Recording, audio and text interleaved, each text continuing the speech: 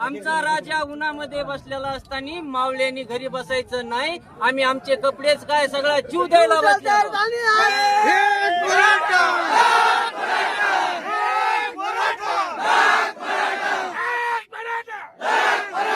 आज मराठ्यांचं काळेज रखरखत्या उन्हात या समाजासाठी उन्हात बसलोय, तर मग आम्ही का घरी बसायचं?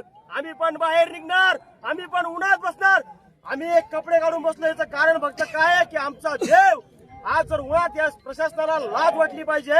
आमच्या देवाला परत एकदा तुम्ही मैदानात उतरावं लावलंय, पण आज तुम्हाला अंतरवलीत जी गर्दी असते याच्यापेक्षा उद्या तुम्ही जर अंतरवली उद्याचा दिवस जर उगून द्याला तर उद्या अंतरवलीत तुम्हाला पाय ठेवायला जागा भेटणार नाही.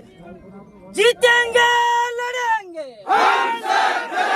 जीतेंगे लढेंगे, आरक्षण आमच्या हक्काचं, एक मराठा.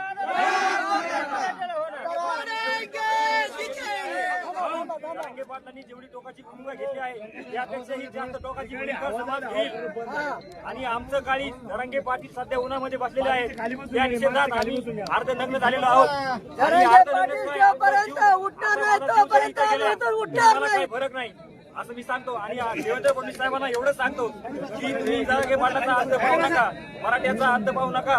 महाराष्ट्राचे देवेंद्र फडणवीस तुम्ही अनाजी पंत अरे टरबुजा, तुला एवढंच सांगतो. इथनं वंगाळ भाषा मी वापरणार नाही, पण मी एवढंच सांगतो की तुम्ही पाटलाचा अंत पाहू नका.